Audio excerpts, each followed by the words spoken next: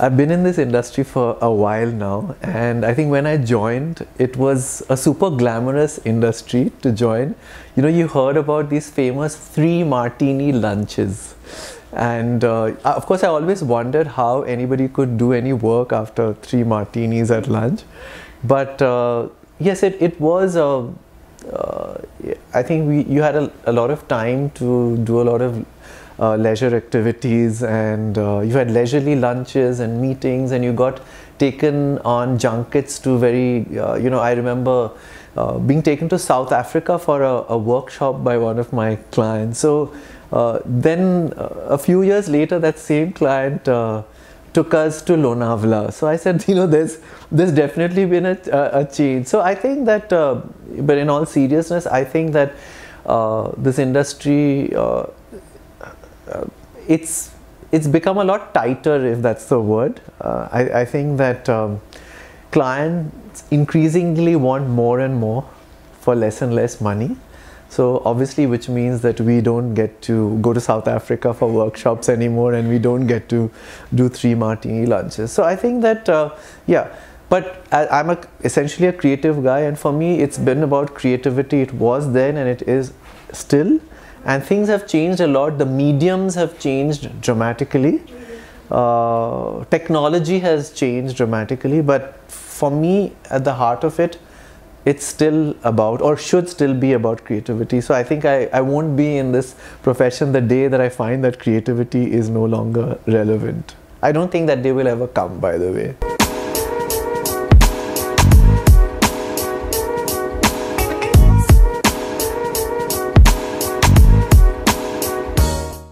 What we saw as our USP was that we are for Indian entrepreneurial brands.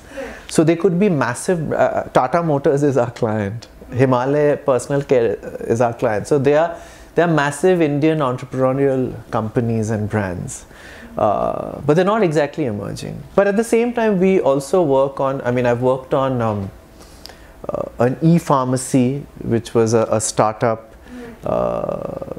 I'm now working on something called Sabka Dentist, which is another startup. So I think that, I think that in the last 6 months to a year, there are a lot of things that I'm learning about. For example, very simple things like recently we used GIFs as a communication medium. I think that when I was at Ogilvy, which was all about big brands and big broadcast TV campaigns, I never thought of using things like memes and GIFs for communication. So I won't even use the word advertising, as a communication. So yeah, I think that these are the kind of things that I'm being exposed to right now, and it's a really interesting journey, actually. I think the one big trend or learning would be that I think everybody's talking about TikTok nowadays, and I think before TikTok, it was said of Indian consumers that they're the sort of passive consumers on digital or social platforms, right? They like stuff, they'll watch stuff. But now we're seeing this huge trend of user-generated content, which previously people felt that it was something that Indian consumers won't do. But now Gen Z is doing this in a huge way, and they say there's some 30 million active users on TikTok every day. And you're definitely seeing a lot of these 15-second videos where people are lip syncing or whatever, and I think that there's a huge opportunity there. It's very new, I think, everywhere in the world, but especially in India, it's really new, and I think there was a setback recently, but now I think lots of brands are getting onto it and trying to figure out what they can do there.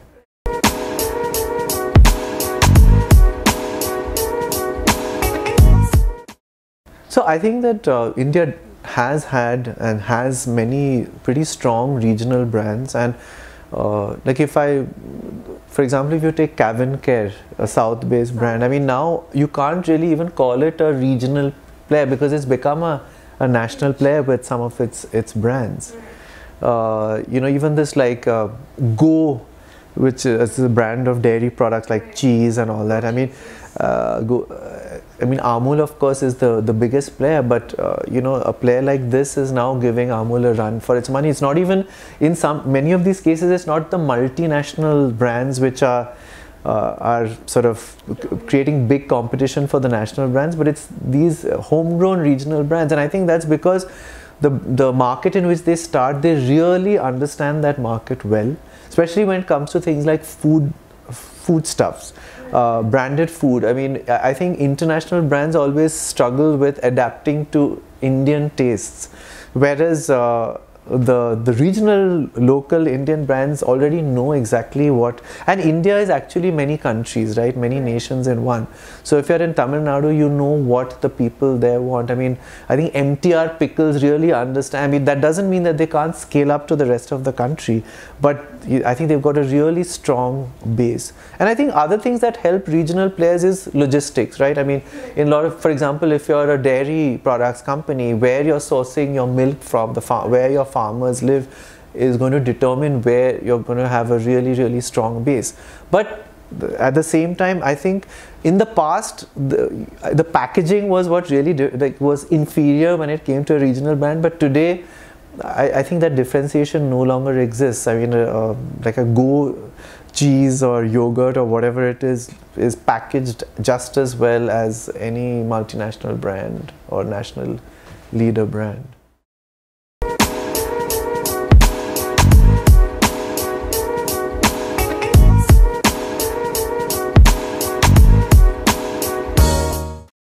So I think that, you know, there's this sort of these buzz words and phrases. One of them is the 3 V's, right? So video, vernacular, and voice. Right. And that vernacular is, I think, one of the biggest trends that we're going to see in India. It's already started, where everybody is offering, you know, search in, you know, of course in English, Hindi, and, you know, one by one, many of the other Indian languages, Marathi, Bengali, Tamil, whatever it is.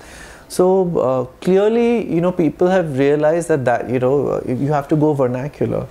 So I think that's what is, I mean, we are going to see rise of influencers in the fields of music and actors, sports, whatever. You're going to have your local heroes who are going to be your influencers, and that is going to drive the sort of regional sort of advertising on platforms like TikTok and Vigo and all the others.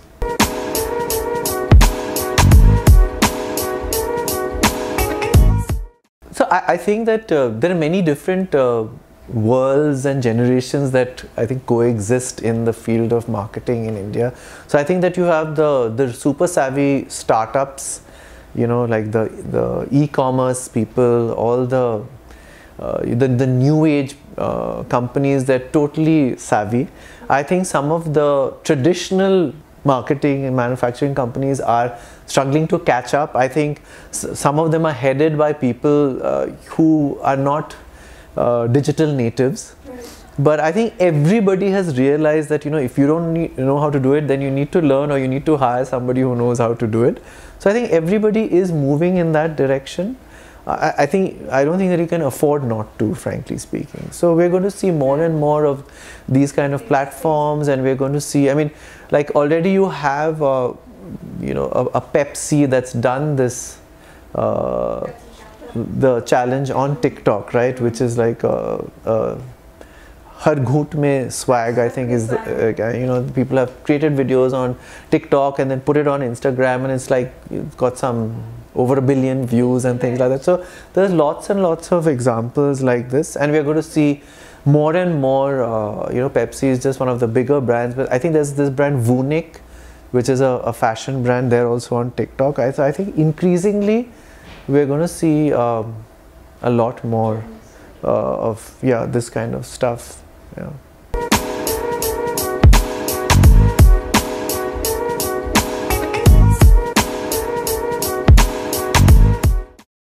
So I think clearly many of the award ceremonies and award shows that exist, they have been around for a while, and they have adapted to the new world of digital and social, and so they all have categories. So I won't say that they don't have categories, But I think there's definitely space for an awards show which focuses on this space. So I think that would be the USP of the Sammys, right?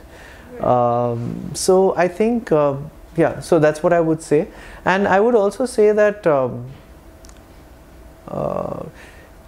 I feel that right now there's a huge, I know that technology is like the biggest, technology and data are the two biggest buzzwords, but what I feel is that, and this, I've mentioned this earlier as well, about creativity. I mean, initially the medium can be the message, right? When, like right now, anybody who's on TikTok and ticks off basic boxes, they're going to make a difference, right? Because you suddenly got these, whatever, these 30 million active users in from Gen Z, and whatever you do, you're going to get noticed by them and liked by them. But I think very quickly, when everybody jumps onto that bandwagon, then technology and data and all of that is going to be hygiene. So then once again, it's the creativity that's going to come into play. I think back in the day when people moved from print to radio and from radio to television, it was a similar thing.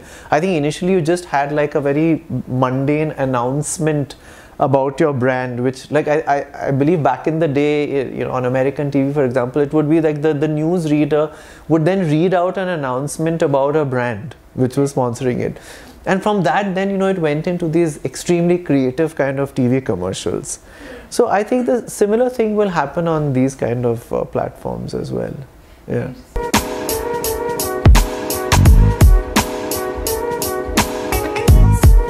So as I said, I mean, for me, it's always going to be about creativity. So, I mean, of course, impact is very important.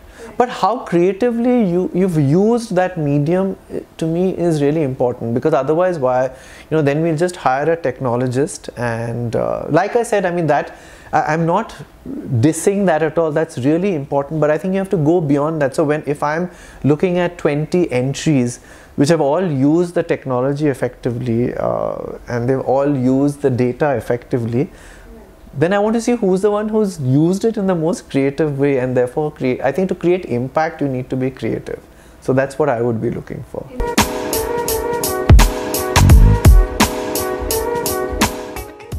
I think that, you know, again, going back to TikTok, I think, you know, right now what you're going to look at is this concept of user-generated content.